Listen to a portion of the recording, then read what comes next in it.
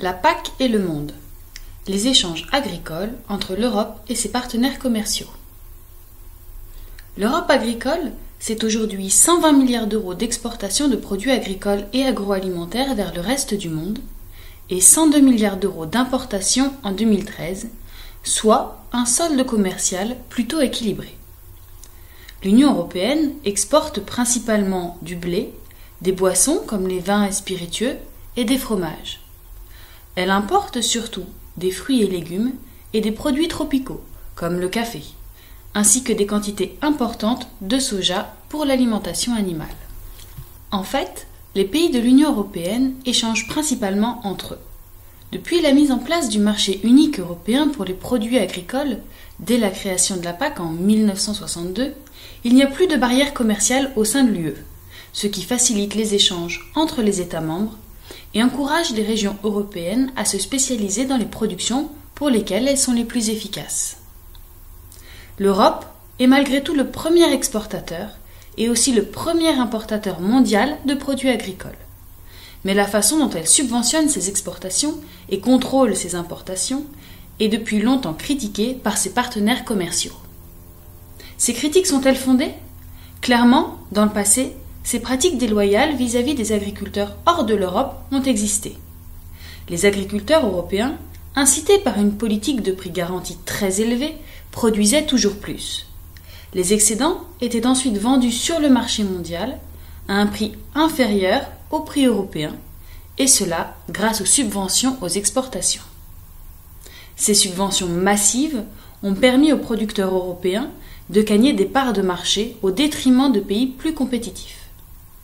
Parallèlement, et pour maintenir ces prix élevés, l'Europe pratiquait une politique de taxes sur les importations pour éviter qu'elles ne rentrent sur le sol européen à un prix inférieur au prix garanti européen. Les consommateurs européens étaient ainsi incités à acheter les produits européens plutôt que les produits importés. L'Europe a donc été dénoncée par les grands pays agro-exportateurs comme les États-Unis, le Brésil, l'Argentine ou l'Australie, qui pouvaient difficilement accéder au marché européen, et qui, de plus, voyaient l'Europe grignoter leur part de marché sur le marché international. La PAC a été aussi vivement critiquée pour son impact sur les pays du Sud. En effet, les pays en voie de développement, peu industrialisés, s'appuient d'abord sur leur agriculture pour se développer et gagner des devises. Or, le marché européen leur était peu accessible, même si l'Europe a toujours offert un accès préférentiel à certains pays du Sud, allant même jusqu'à ouvrir complètement son marché aux produits agricoles des pays dits les moins avancés, il n'en reste pas moins qu'elle impose des règles sanitaires et techniques très strictes que les exportateurs des pays du Sud ont du mal à respecter. De plus, les subventions aux exportations ont pour effet de faire baisser artificiellement le prix mondial et de faire concurrence aux petits producteurs locaux. On a notamment beaucoup parlé des tonnes de poulets congelés inondant les marchés urbains des pays d'Afrique de l'Ouest à des prix très bas et empêchant l'élevage de volailles locales de se développer. Ainsi, en 15 ans, 70% des élevages de poulets de chair ont disparu au Sénégal, car la production de volailles a été remplacée par les importations européennes. Congelées et exportées, les cuisses et les ailes de poulet étaient bradées sur les marchés africains à des prix imbattables, 2 à 3 fois moins chers que la production avicole locale. La plupart des paysans ne pouvaient donc plus vendre leur production à un prix rémunérateur. Cette situation a entraîné la stagnation, voire l'effondrement des activités du secteur avicole, ce qui a provoqué l'accroissement de la pauvreté dans le milieu rural et périurbain. C'est à l'Organisation mondiale du commerce, l'OMC, que ce conflit s'est cristallisé. La PAC a dû se réformer pour mettre fin à ces pratiques. Depuis 1992, elle a progressivement abandonné le système des prix garantis et des subventions aux exportations et a ouvert son marché intérieur aux exportations agricoles des pays tiers.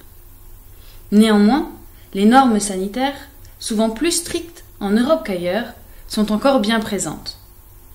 De plus, l'UE maintient des protections ponctuelles sur certains produits quand elle souhaite protéger ses agriculteurs.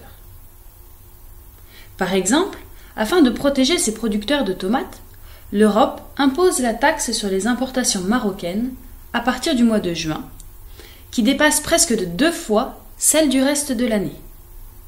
Cette taxe fait perdre les avantages comparatifs du coût de la main-d'œuvre marocaine. À cela s'ajoutent les frais de transport, de transit et de douane qui ramènent le coût du kilo de tomates livré du Maroc au niveau européen.